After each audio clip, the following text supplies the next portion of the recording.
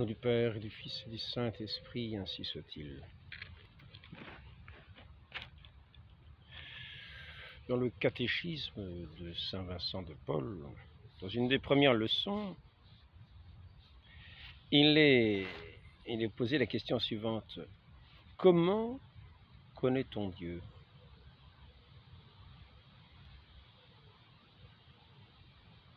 Réponse: par la foi. Par la foi. Quand on dit le très saint rosaire, cette prière donnée à Saint Dominique par la très sainte Vierge Marie, on commence cette prière par le credo. On dit, je crois. Je crois. Je crois en Dieu. Dans le moment où on dit je crois en Dieu, il y a plus que simplement dire je crois qu'il va pleuvoir, je crois que le train va arriver à 11 heures. Je crois en Dieu. C'est-à-dire que j'ai foi en son amour. J'ai foi en sa toute-puissance. Car s'il n'était pas tout-puissant, je ne pourrais pas me fier en lui. Si je crois que je peux me fier en lui, et c'est pour cela que je peux dire je crois en Dieu, comme un enfant dit je crois en mon Père. Je crois en mon Père. Cela veut dire que je sais que mon Père ne va pas me tromper. Mais la foi en notre Dieu,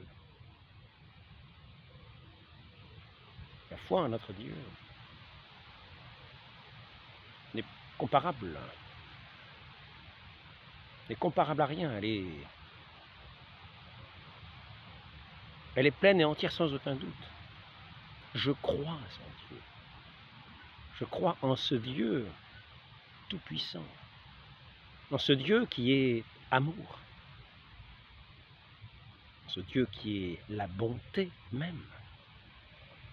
C'est pour cela que je crois en lui, car si je pensais qu'il y avait un soupçon de malice en lui, je ne pourrais pas croire en lui.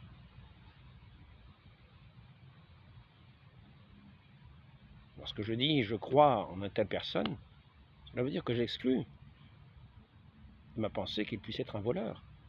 Je crois suffisamment en lui pour lui confier mes biens. Je crois suffisamment en Dieu pour lui confier ma vie, pour lui remettre ma vie. Je sais que ma vie vient de lui et je lui remets ma vie. Comment connaît-on Dieu? Par la foi. Qui est ce don de Dieu, c'est une vertu théologale. C'est à la fois un don de Dieu et qui nous permet d'entrer dans sa connaissance. D'autant plus on a de foi, d'autant plus on entre dans sa connaissance. D'autant plus nous permet, par cette foi, de vivre selon ses enseignements, de nous abandonner pleinement à lui, de nous confier pleinement sa parole et de vivre véritablement cette vie véritable qu'il nous donne par son Esprit Saint, qui est notre vie, comme notre respiration de ce corps naturel. Nous respirons, et là, nous respirons dans la foi, nous respirons la foi, nous respirons la charité, nous respirons cet amour de Dieu, cet échange, et nous vivons de lui, nous sommes en lui, lui-même est en nous, il se communique à nous. Je crois en Dieu. Le Père, c'est un Père tout-puissant, créateur du ciel et de la terre. Dans un autre credo, il est dit de l'univers visible et invisible. Car il y a cet univers matériel, et il y a cet univers des purs esprits, de toutes les puissances célestes, de ces anges qui peuvent se montrer à nos yeux, prendre une apparence visible à nos yeux. Ces êtres qui sont pourtant purement spirituels. Donc, je voudrais préciser cette pensée par un petit enseignement de saint Thomas, qui est un docteur de l'Église, en ce sens qu'il nous permet de comprendre ce qui tient des réalités spirituelles. Ils sont exprimés d'une manière claire, qui donne à comprendre à notre intelligence ce qui tient des choses de Dieu, de la manière dont Dieu, toujours, par ses portes de l'intelligence, vient pénétrer nos intelligences, vient les nourrir lui-même, lui qui est notre pain vivant et véritable. Nous ne sommes pas une intelligence qui tournons dans le vide, qui ouvrons des portes sur du vide. Non, c'est une connaissance de celui qui se donne à connaître, autant qu'il se donne à connaître, autant que nous avons de foi, autant que nous avons d'espérance, autant que nous espérons en lui,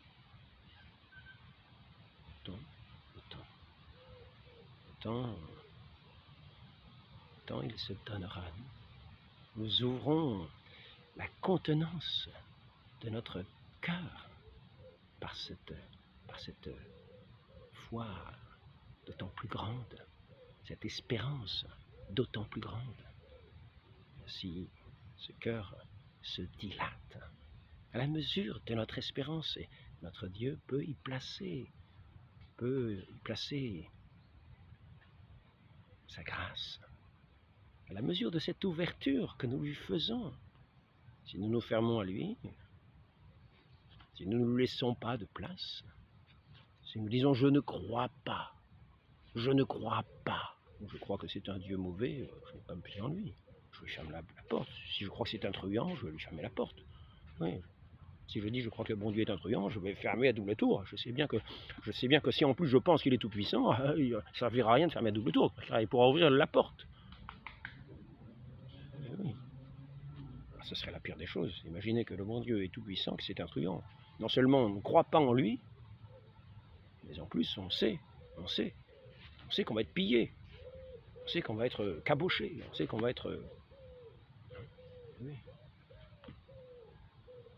Mais ça, c'est le propre, non pas du mauvais, de faire ce que je viens de dire, parce qu'il n'est pas tout puissant. Souvent, nous avons des corrections par justement les démons. Le bon Dieu peut se servir de démons, l'esprit, pour venir justement nous châtier. C'est ce que nous dit saint François. Il disait qu'à un moment, il vivait dans un endroit avec des clercs, et c'était un endroit qui ne convenait pas à son vœu de pauvreté. Aussitôt, il y avait les démons qui venaient le bourreler ou le châtiller. C'était des envoyés de Dieu pour le châtiller, disait-il, alors que ce sont des démons. Ils avaient permission. Ainsi, quand on dit par exemple que l'islam, il y a certains qui disent l'islam est le balai. Et le balai, c'est marqué dans le Coran, que Dieu châtie les chrétiens et les juifs par les musulmans. C'est par vous que je les châtie. Ça ne veut pas dire que ces gens-là sont saints. Ça ne veut pas dire que ces gens-là sont saints. Le Coran ne sait pas on ne sait pas on ne sait pas. Les musulmans pensent que c'est le bon Dieu. Mais justement, quand nous voyons qu'il est question de plus ou moins de mentir, d'adapter ses paroles en fonction de l'entourage pour se faire accepter, et puis ensuite de savoir penser au fond du cœur qu'il ne faut surtout pas être l'ami ni des chrétiens, ni des juifs, etc. Ce sont des impuretés qu'il ne faut surtout pas approcher. Quand on voit que d'une certaine manière, dans d'autres passages, alors qu'on sait que ce sont des impuretés qu'il ne faut pas approcher, c'est ce qui est dit, que malgré tout, On leur montre un bon visage, on leur parle de la façon la plus agréable, comme je vous l'avais dit. Comme je vous l'avais déjà dit en citant ces passages précis. De façon là, parlez-leur de la manière la plus agréable. Avec ces gens du livre. Et ce sont des impuretés. Et si vous en faites des amis, vous devenez comme eux. Ouais. Donc,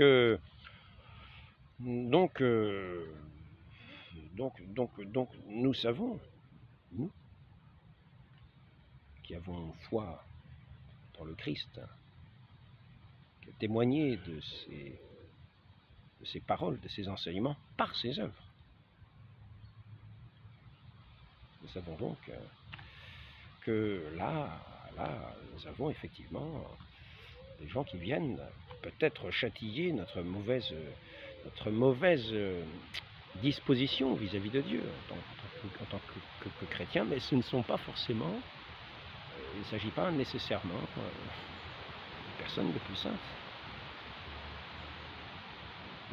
Ceux qui viennent nous châtier ne sont pas nécessairement ces ouvriers du bon Dieu qui viennent nous châtier en tant que, comme le disait saint François, peut-être des démons. Et d'autres disent cela aussi. Nous pouvons être châtiés par des démons. Ça peut être permis de cette façon-là. Donc, je reviens à ce que je disais. Donc, à ce moment-là, on voit qu'il y a une certaine puissance qui est donnée. Ce n'est pas la toute-puissance. Si c'était la toute-puissance, nous saurions qu'il n'y a vraiment rien à faire. Nous savons par contre que nous avons un recours en celui auquel nous croyons, et qui est le Tout-Puissant, et en qui nous pouvons nous fier. Donc même si nous avons commis une faute, nous pouvons demander pardon du fond du cœur. Dieu qui connaît le fond des cœurs verra notre disposition et arrêtera lui-même son châtiment. Donc maintenant, prenons des enseignements très importants, pourtant. Nous ne voulons pas nous tromper déjà dès le début, comme sur une voie de chemin de fer qui irait directement à la voie de garage, au lieu de faire ce grand voyage de la foi. Nous serions directement à la voie de garage. Non. Commençons clairement par ce qui est dit si simplement.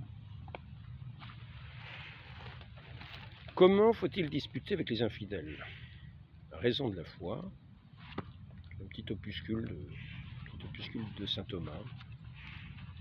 Je veux d'abord t'avertir que dans les disputes contre les infidèles au sujet des articles de la foi, tu ne dois pas chercher à prouver la foi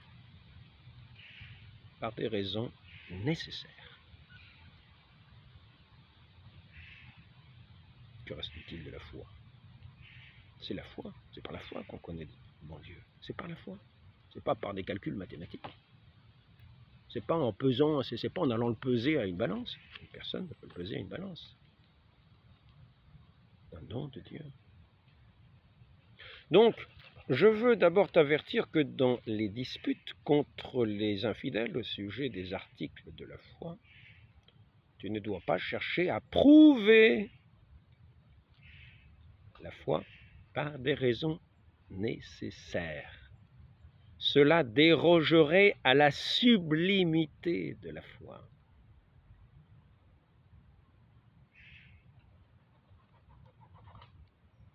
Si vous aviez la foi comme un grain de sénévé, vous diriez à cette montagne de plonger dans la mer et elle irait.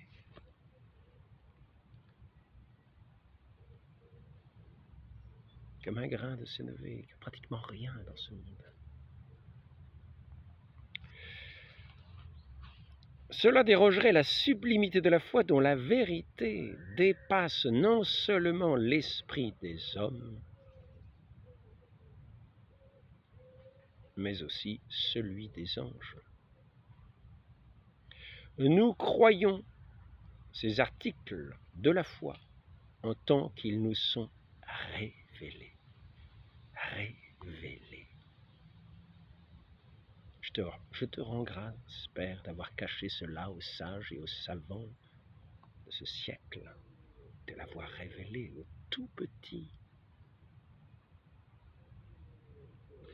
par Dieu. Nous croyons que ces articles de foi, en tant qu'ils nous sont révélés par Dieu. Or, ce qui procède de la vérité suprême ne peut être faux, et aucune raison nécessaire ne peut parvenir à détruire ce qui n'est pas faux. C'est pourquoi de même que notre foi ne peut pas être prouvée par des raisons nécessaires, car elle dépasse l'esprit humain. Ainsi, en raison de la vérité, elle ne peut pas être réfutée par une raison nécessaire. L'intention du chrétien qui pratique la dispute sur les articles de foi ne doit donc pas viser à prouver la foi, mais à défendre la foi, à en rendre compte. C'est pourquoi saint Pierre ne dit pas toujours prêt à prouver, mais à donner satisfaction, autrement dit à montrer de manière raisonnable que ce que la foi confesse n'est pas faux. Donc, je rappelle ce point-là parce que hier j'entendais quelqu'un, c'est une chaîne où en général ils réfutent plutôt des musulmans. De temps en temps j'écoute, mais je trouve que ce sont des arguments qui, quelquefois même, ça paraît grossier, un petit peu grossier, paraît un peu grossier. Et là, il y avait un monsieur assez brave, un monsieur musulman assez brave. Je pense qu'il cherche, cherche tout simplement, au moins, et là c'est un petit peu inconvénient parce qu'on est un petit peu enfermé, on croit avoir cette révélation de Dieu, parce que cette révélation de Dieu, parce qu'on a des textes qui nous disent certaines choses. Malheureusement, il faut faire très attention dans tous ces domaines-là, parce que de la même façon que la même langue peut dire la vérité, le mensonge, de la même manière, des paroles peuvent être vraies ou fausses. Ainsi, la foi s'exprime par un langage de vérité, non pas par un langage d'erreur. Celui qui écoute un langage d'erreur va avoir cet esprit de foi déformé, pour le moins autant qu'il l'a.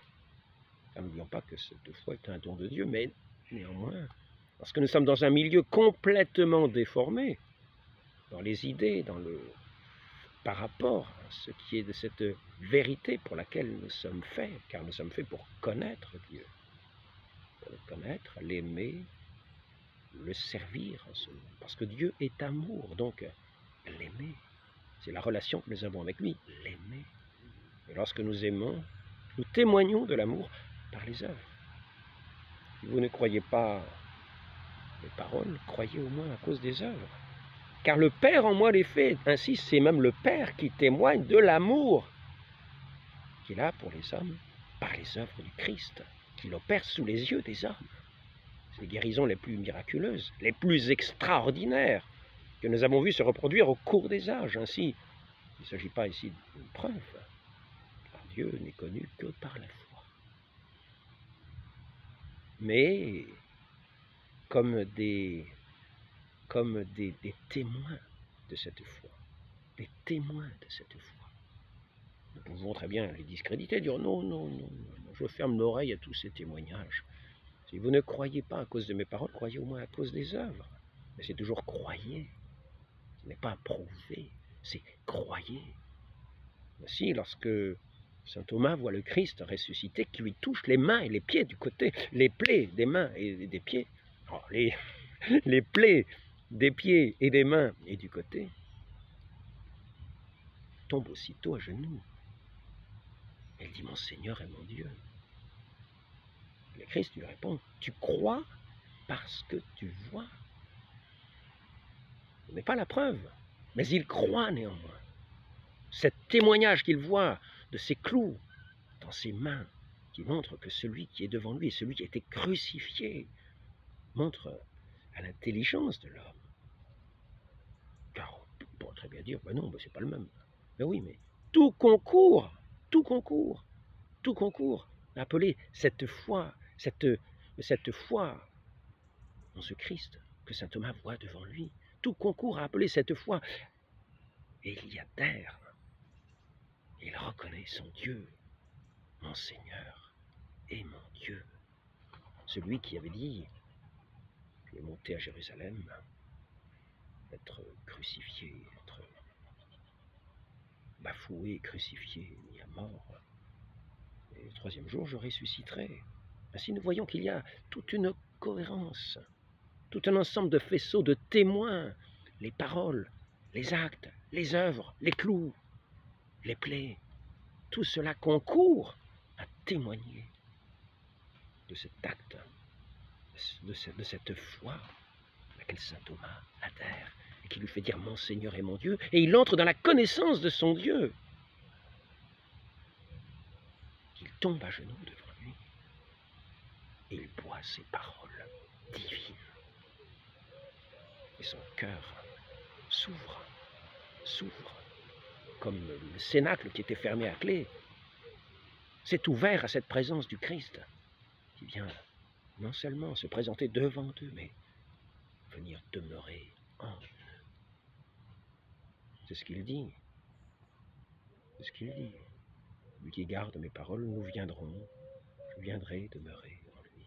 Mon Père et moi, nous viendrons demeurer en lui, le Saint-Esprit. Donc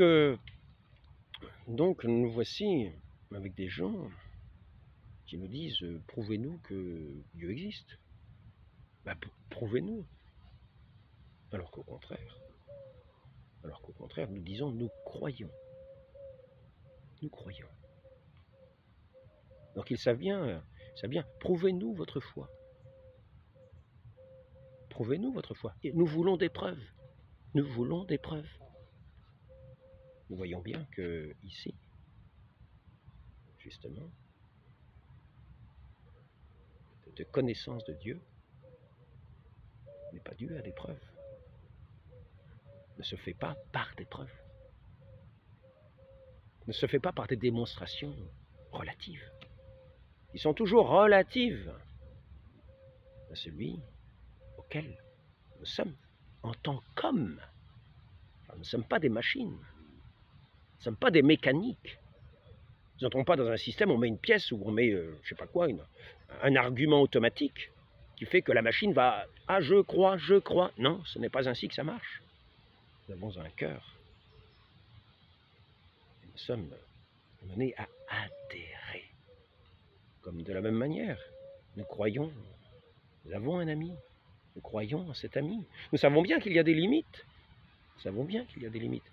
Et nous croyons en sa bonne volonté. Nous savons bien qu'il peut céder. Notre Dieu ne peut pas céder. Notre Dieu, lui, ne chutera jamais. Il est toujours fidèle. Nous savons bien qu'un ami peut, sous la torture, malgré sa bonne intention, par sa faiblesse, nous dénoncer, et d'une certaine manière nous trahir. C'est ce que saint Pierre a fait vis-à-vis du Christ. Il l'a renié. Alors qu'il avait l'intention de ne pas le renier. Mais il s'est trouvé devant les éléments. Et sans cette force du Saint-Esprit, qu'il a reçu à la Pentecôte et qui lui a donné cette force intérieure, du témoignage, cette confiance, cette assurance, qu'il a montré invincible face au tourment par la suite.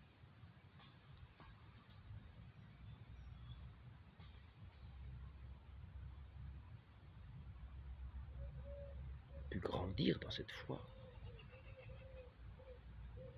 Et il a finalement témoigné de sa foi par le don de sa vie.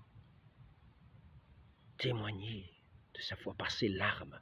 Saint Pierre, paraît-il, c'est ce que nous dit les textes de la tradition, avait comme des traces de ses larmes sur les yeux, tellement il pleurait le fait d'avoir renié son maître.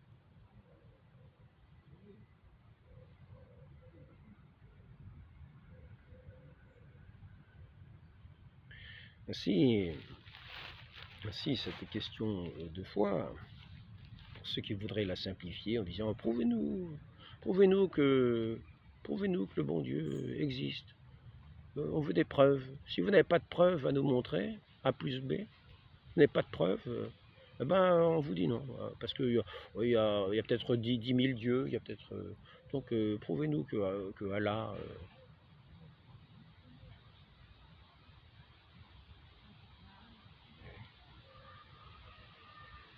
Nous savons que nous sommes dans un monde où le mensonge est courant.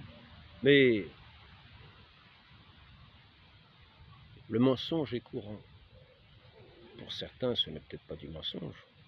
Pour certains qui n'ont plus les dispositions d'esprit qui correspondent, cet esprit de vérité peut être après tout simplement la défense des intérêts de chacun, la trahison des uns et des autres. C'est une chose tout à fait légitime, normale, qui n'est ni bien ni mal. C'est une disposition de ce que nous sommes, même si d'ailleurs nous ne savons plus tellement ce que nous sommes. Car des gens qui disent « prouvez-nous que le bon Dieu existe », et qui ne sont pas finalement capables de savoir s'ils sont eux-mêmes des hommes ou des femmes. Ça vient à un problème de savoir comment prouver que Dieu existe, alors que ces gens-là, en se considérant eux-mêmes, ne savent plus ce que c'est qu'un homme ou une femme. Et vont apprendre dans des écoles ce qui paraîtrait l'inverse, c'est-à-dire mettre dans les esprits justement cette perte élémentaire de ce sens de l'identité de ce que nous sommes. Fait que, il est vrai, parce que nous avons perdu toute idée de Dieu, toute la création perd le sens de son principe, ainsi nous perdons l'identité de toute chose.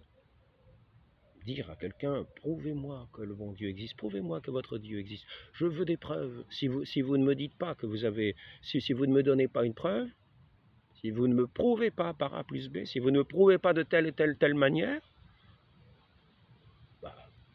votre discours est vain. Il y a 100 000 dieux, pourquoi ce serait le vôtre qui serait le bon? Prouvez-moi, prouvez-moi. Et c'est vrai qu'il y a ces gens-là qui en viennent à ne plus savoir s'ils sont hommes ou femmes.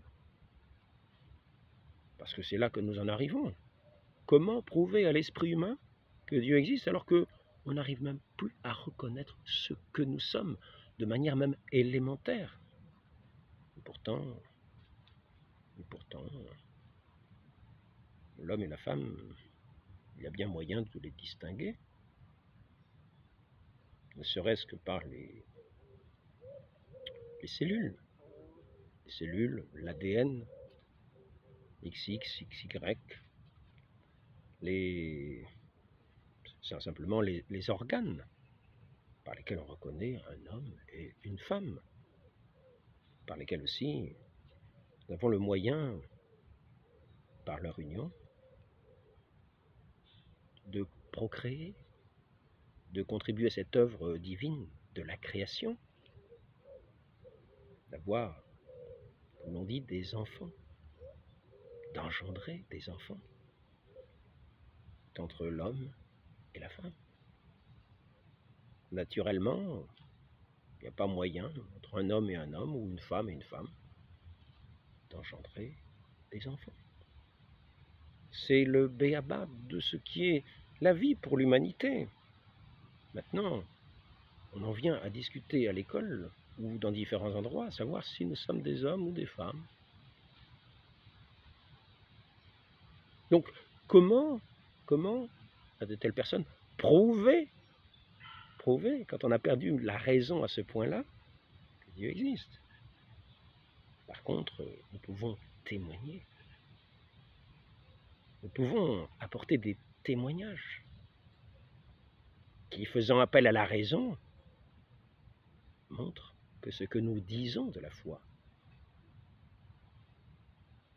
non seulement est raisonnable, mais nous appelle entièrement à y adhérer. Et nous verrons ainsi que Notre Dieu qui tient fermement, comme pourrait-on dire, cette terre solide dans ses mains, c'est-à-dire aussi, on pourrait dire, l'Église dans ce fondement solide, ce roc solide de la foi, tient aussi toutes choses dans sa main. Lorsque nous adhérons à lui, par la foi en sa parole, mais plus encore par ce don qu'il nous fait, cette révélation intérieure qui s'exprime dans les paroles, si nous adhérons, nous ouvrons à la foi par la prédication. Nous reconnaissons le bon pasteur. La brebis reconnaît le bon pasteur. Elle connaît sa voix, elle le reconnaît. Et elle n'a pas peur de lui, elle ne s'enfuit pas quand il vient, au contraire, elle vient à lui. Et le bon pasteur marche devant et les brebis le suivent. Il est le bon pasteur, il donnera sa vie pour ses brebis. Ce que nous avons vu avec le Christ, notre Seigneur Jésus-Christ, qui a fait des œuvres et qui a dit, vous en ferez davantage encore, car moi je m'en vais. C'est ce que nous avons vu tout au long de l'histoire de l'Église. Nous avons vu tout au long de l'histoire de l'Église. Je pourrais vous prendre des récits de Lourdes. Qu'est-ce que je peux prendre comme récit de Lourdes? Par exemple, je vois comme à 5 ans.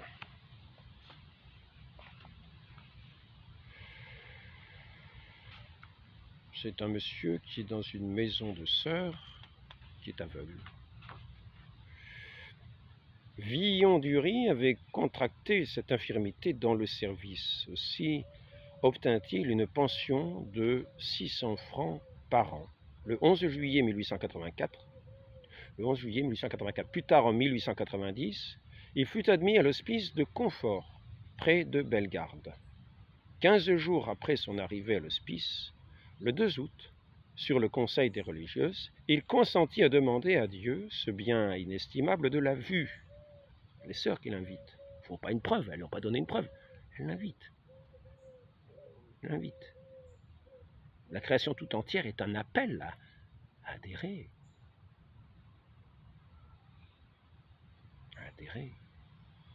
À ce sens que nous couvons en nous-mêmes, de ce Créateur qui nous a fait pour lui. Et toute la création est un témoin de ce Dieu, mais elle ne prouve pas. Elle est un témoignage pour ceux qui veulent bien le considérer, avoir l'intelligence pour comprendre, et les paroles et les choses, pour comprendre, pour entrer dans ce règne de cet amour dans lequel nous entrons par la foi. Car Dieu est amour. Il se donne à connaître par la foi. Et nous entrons dans son amour, dans la plénitude de son amour, dans sa gloire. Ainsi, 15 jours après son entrée à l'hospice, le 2 août, sur le conseil des religieuses, il consentit à demander à Dieu ce bien inestimable de la vue, que les hommes se déclarent incapables de lui rendre. La médecine a été incapable de lui rendre la vue. Donc les religieuses lui disent, mais priez donc le bon Dieu. Vous verrez, il est tout-puissant. Mais il ne se croyait pas digne d'une si grande faveur.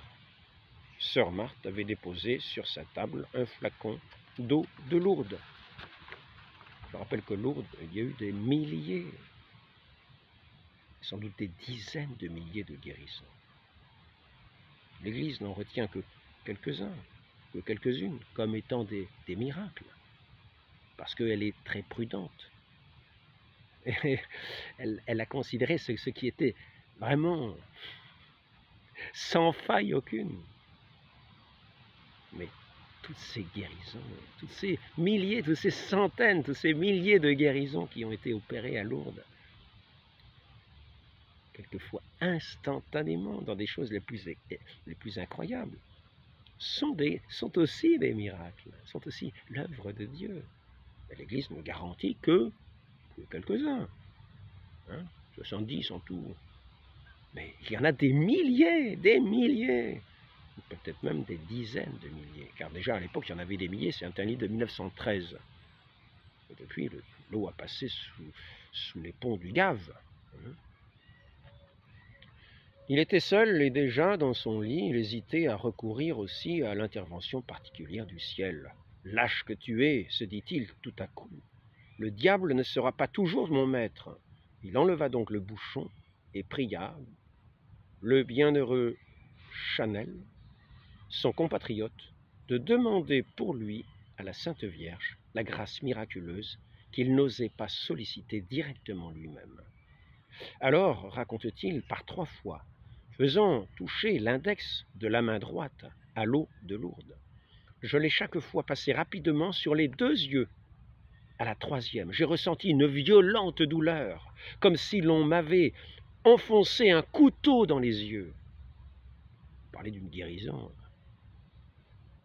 Mais la sœur s'est trompée. C'est de l'ammoniaque qu'elle m'a donné. Pour m'en assurer, je portais le flacon à mes lèvres. À peine l'eau les avait-elle touchées que la vue m'est revenue tout d'un coup aussi promptement qu'un coup de fusil. Je distinguais les rideaux, les croisées, etc. « Simon, Simon, je vois !» C'était mon plus proche voisin. « Allez vite chercher les sœurs !» Un autre, qui n'était pas encore là, au lit, un autre qui était encore au lit, s'est approché. « Si vous voyez, dites comment je suis habillé. Vous avez un tricot, une cravate, un chapeau. » Mais c'est vrai, il voit. Puis il court à avertir ses sœurs, etc. Mais tout cela, ce sont des choses que nous avons vues devant notre Seigneur Jésus-Christ. Il rend la vue aux aveugles, il rend l'ouïe aux sourds. Les boiteux marchent, les sourds entendent, les morts ressuscitent. À Lourdes, nous avons vu des quantités de miracles les plus extraordinaires. C'est quelquefois simplement au contact de cette eau, cette source qui est née d'une certaine manière sous les doigts de Sainte Bernadette, à l'invitation de la Très Sainte Vierge Marie, dans ses apparitions. La Très Sainte Vierge Marie, qui, je le rappelle, est la mère de notre Seigneur Jésus-Christ. Donc, nous nous rapprochons de notre Seigneur Jésus-Christ. Elle invite à venir à la source, venir nous abreuver à cette source véritable, qui est le Christ lui-même. Ceux qui croiront auront une source jaillissante pour la vie éternelle, de cette eau vive dont notre Seigneur parlait à la Samaritaine. Il ne s'agit pas de prouver, prouvez-moi plus B, etc. Nous ne sommes pas des machines. Lorsqu'il y a 2 amitiés, ce sont 2 personnes qui croient l'une en l'autre, en connaissant la limite humaine. Ils ont suffisamment confiance pour penser que l'autre ne va pas lui mentir. Sauf si on est dans le gang de Al Capone. Là, ce sont des intérêts qui les réunissent, ce ne sont pas des amitiés, ce sont des intérêts. Et d'ailleurs, quand les intérêts sont trahis, ou peut-être des amitiés avec des codes très particuliers, c'est aussitôt la correction. Correction sévère. Voilà. Les mœurs rudes de certains lieux, de certaines façons de penser, de certaines façons de voir. Mais ici, nous ne sommes pas dans ce domaine d'épreuve. Nous sommes dans le domaine de l'humain, de l'amour, de la vie et de la raison. De la raison. Car quand tout concourt à nous porter à Dieu, il faut être fou pour ne pas s'y porter tout entier, pour ne pas y être attentif, pour ne pas déceler, chercher dans les moindres détails comme un détective qui cherche la solution à cette énigme. Et lorsque nous voyons des textes, comme nous en avons à Lourdes, des centaines, des témoignages, de gens qui se plongent dans cette eau, dans cette piscine, qui ressortent, alors qu'ils étaient complètement difformes, complètement blessés, qui ressortent intacts, indemnes. N'oublions pas qu'il y a ce bureau des constatations, c'est quasi scientifique. Un petit peu comme saint Thomas qui touche les plaies, qui voit. Mais heureux, ceux qui croient sans voir, vous est-il dit. plus heureux ceux qui croient sans voir.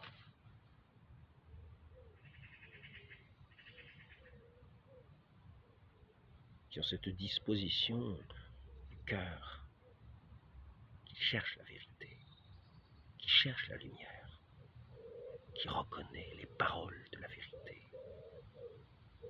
et de la lumière. Ainsi, à ces gens, pour terminer, je voudrais dire, je ne veux pas lire des quantités d'exemples, je veux lire un passage de la vie de certains saints. Qu'est-ce que c'est ici?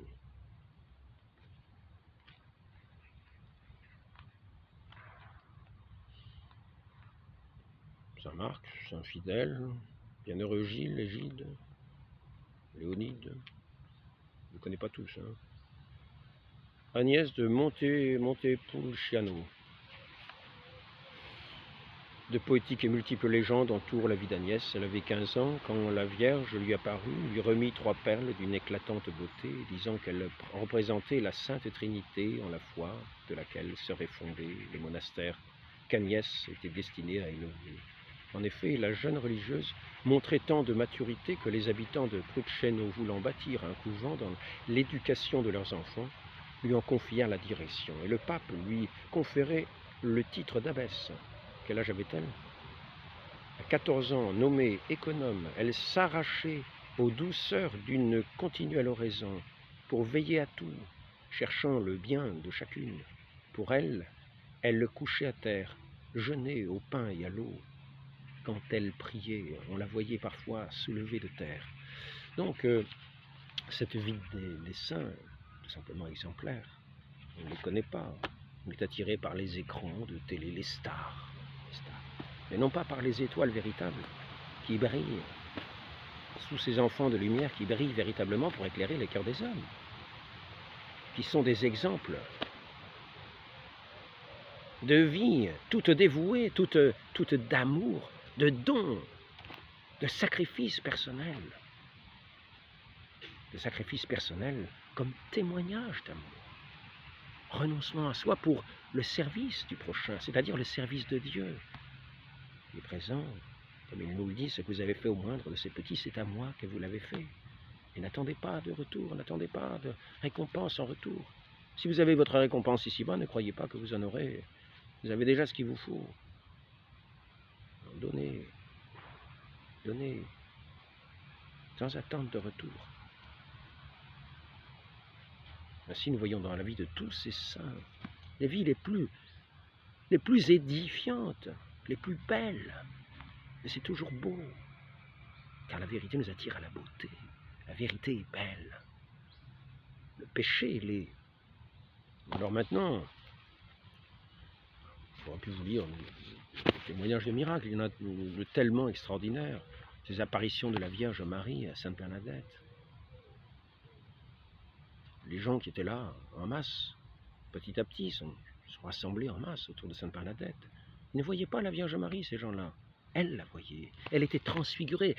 Son visage était comme un soleil radieux qui éclairait de cette splendeur qu'elle voyait devant elle, de cette très sainte Vierge Marie. Et tous ces gens étaient émerveillés, non pas en voyant la Vierge Marie, puisqu'ils ne la voyaient pas, mais en voyant cette sainte, cette pauvre enfant, Bernadette, cette bienheureuse enfant. Car nous entrons dans la foi, dans la pleine espérance et dans la béatitude, le bonheur. Cette béatitude qui va rejoindre la béatitude éternelle, sans fin, sans ombre, sans trouble, sans tâche. C'est ce chemin de la foi que nous prenons. Maintenant, si nous refusons la lumière, nous refusons justement cette béatitude. Nous voyons que nous arrivons dans des vies cabossées. Il nous faut toujours des médicaments. Avons-nous la preuve que ça marche, ces médicaments? Vous avez les effets secondaires. Regardez les effets secondaires. Non, je ne peux pas en prendre. Excusez, je suis encore un petit peu raisonnable. Ah, si vous n'en prenez pas, vous n'allez pas bien. Allez. Bon, bah alors, d'accord, les effets secondaires. Vous savez, les effets secondaires. À Lourdes, il n'y a pas d'effets secondaires. À Lourdes, c'est à la fois la guérison des corps, quand elle a lieu. C'est une grâce. C'est pas mathématique, c'est une grâce. Nous sommes dans le domaine de la vie, dans le domaine de ce qui est humain, dans le domaine de ce qui est de l'amour, dans ce qui est du divin, dans ce qui est de la connaissance, de l'amour, de la vie, de l'amour, de la vie, de la grâce. La grâce, c'est la gratuité même. c'est la gratuité même. Dieu s'est donné gratuitement. Le Christ s'est donné gratuitement. Il n'y a pas de preuve. Il s'est donné gratuitement. Il a témoigné de l'amour du Père. C'est un témoignage de son amour jusqu'au don de sa vie. Et ces œuvres de toute puissance que nous avons vues dans ses mains, à sa parole, témoignent de l'œuvre du Père qui témoigne son amour pour les hommes. Maintenant, les cœurs fermés restent fermés, et les pharisiens et toutes ces autorités ont condamné le Christ, n'ont rien vu, l'ont méprisé dans leur cœur.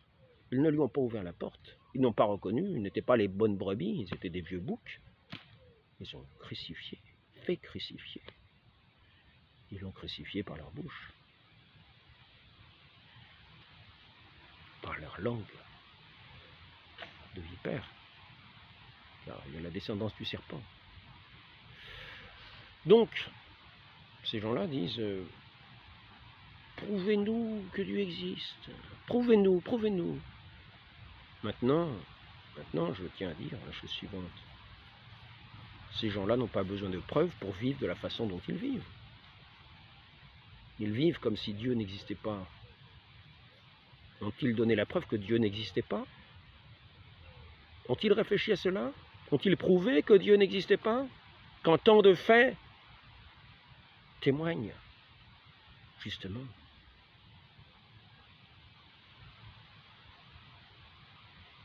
que la vie est simplement plus profonde, plus essentielle que ce que donne à voir simplement les sens. Les sens. Toucher, l'ouïe, l'odorat. Pas l'essence essentielle.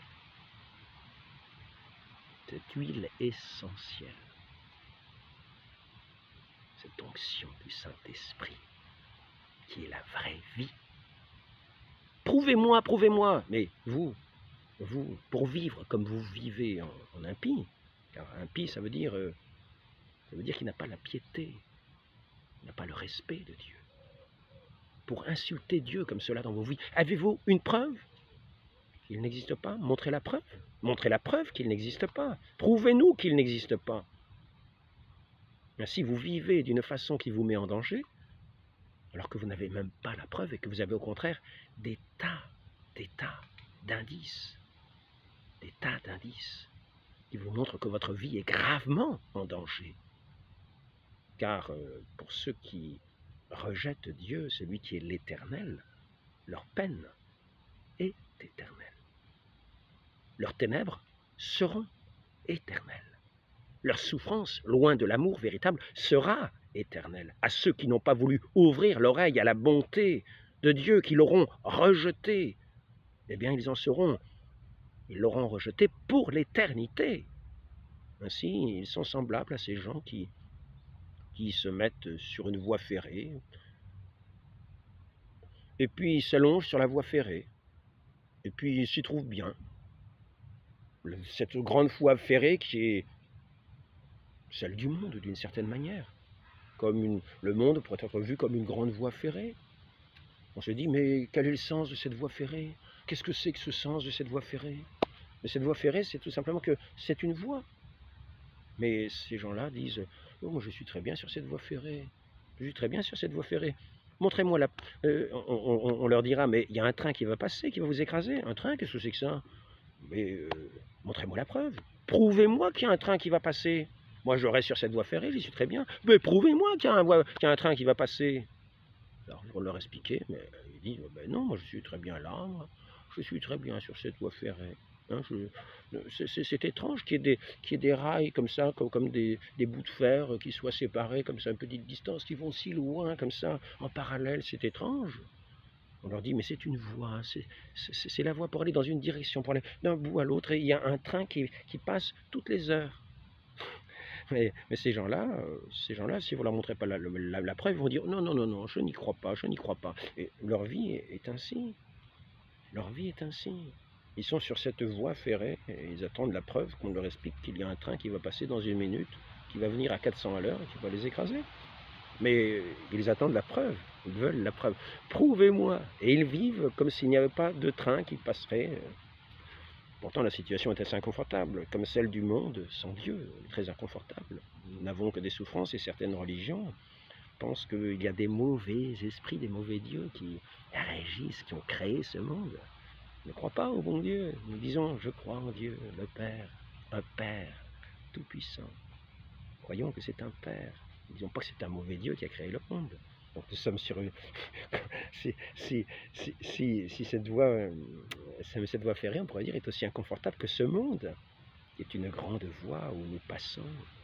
Et quand l'heure sera venue, nous aurons ce jugement pour savoir comment nous avons vécu sur cette voie du monde. Avons-nous vécu sur la voie étroite ou sur la voie large? On n'a pas eu de besoin de preuves pour vivre sur la voie large. On n'a pas eu besoin de preuves. On n'a pas eu besoin de beaucoup écouter le prochain qui nous disait, mais attention, attention, attention. Attention à quoi? Il est bête, lui. Il n'y a pas attention. Moi, je comprends rien, on m'a rien prouvé. Nous sommes au milieu d'un monde. Nous sommes faits de telle manière que ce monde-là ne se prouve pas.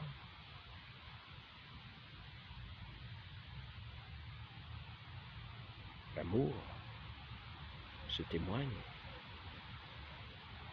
de l'amour par des gestes. On croit en l'amour. Et cet amour vient habiter nos cœurs. Là, nous entrons dans ce royaume de béatitude, de la béatitude. Maintenant, la sanction pour ceux qui veulent rester sur cette voie en attendant la preuve d'en sortir, ils engagent leur vie sans en avoir de preuve. Sans avoir de preuve qu'il n'y a pas de train. Ils disent, il n'y a pas de train, je n'y crois pas, et ils n'ont pas la preuve. Au contraire, il y a une gare à côté avec marqué les horaires des trains. On leur dit, mais je suis allé voir le chef de gare. Il dit, dans 10 minutes, il y a un train qui passe. Oh ben non, oh ben, montrez-moi la preuve. Montrez-moi la preuve. Et ce chef de gare, il a un chapeau. Qui dit que c'est un chef de gare? Montrez-moi la preuve. Prouvez-moi que c'est un chef de gare. Donc, à ceux qui attendent une preuve, qu'ils nous donnent la preuve que Dieu n'existe pas. Car ce qu'ils font avec impiété, ils le font subir aux autres. Pour avoir refusé d'entendre, refusé de voir. Ils ont des yeux pour ne pas voir, des oreilles pour ne pas entendre.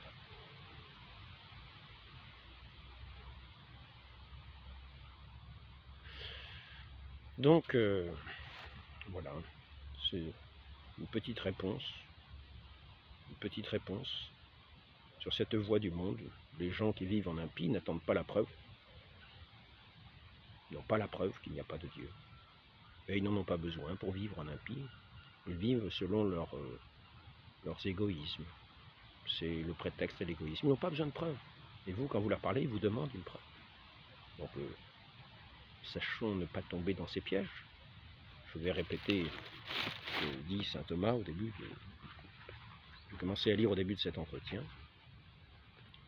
L'intention du chrétien qui pratique la dispute sur les articles de foi ne doit donc pas être ne doit donc pas viser à prouver la foi, mais à défendre la foi. C'est pourquoi saint Pierre ne dit pas toujours prêt à prouver, mais à donner satisfaction. Parler à la raison, voir que c'est raisonnable. Nous avons le chef de gare avec sa casquette, nous avons les horaires écrits, nous avons... Tout ça, ce ne sont pas des preuves que le train va passer. D'ailleurs, peut-être le train aura une panne. Il ne passera peut-être pas dans 10 minutes. Alors, on aura le chef de gare qui va dire... Mais quand tous ces faisceaux sont réunis, quand nous voyons, ne serait-ce que Lourdes, étudiez Lourdes. Regardez ce qui s'est passé véritablement à Lourdes. Regardez la cohérence de tous ces événements. Et regardez la cohérence avec les évangiles. Regardez la cohérence avec ces évangiles. Heureux les cœurs purs, ils verront Dieu. Travaillons à changer nos vies, purifier nos cœurs. Peut-être nous se retrouverons, peut-être nous aurons cette capacité d'avoir la claire vision, cette vision de ce Dieu qui se donnera à contempler, qui se donne à voir au cœur pur.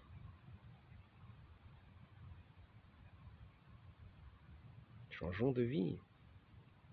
Arrêtons d'être couchés sur cette voie ferrée qui est faite pour voir passer les trains et non pas pour se coucher dessus et être écrasé. La position est plus confortable dans le train, elle est meilleure, et nous arriverons à destination. C'est le sens de la raison qui nous y invite. Retrouvons un peu la raison, le sens de celui qui est premier et qui nous a créés pour l'aimer, le connaître, le servir en ce monde, pieusement, avec piété, non pas dans l'impiété, non pas dans le mépris, non pas dans l'ignorance, non pas dans le mépris du prochain, non pas dans le mépris de soi, et en nous connaissant, car la connaissance de celui qui nous a fait fait aussi que nous entrons dans notre connaissance.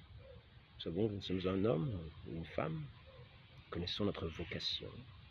Dieu nous appelle à une vocation, il nous appelle à une mission particulière, ici-bas, si humble soit-elle. Elle ne se mesure pas aux œuvres que nous faisons, mais à cette grandeur de Dieu, cette grandeur infinie qui fait que toute œuvre touche à cette grandeur infinie de Dieu pourvu qu'elle soit bien faite en lui. De toute façon, les sourds, quelquefois les sourds entendent. Demandons cette grâce pour les sourds d'entendre la très sainte Vierge Marie, afin de toucher les cœurs à cette grâce divine, ainsi soit-il, au nom du Père et du Fils et du Saint-Esprit, ainsi soit-il.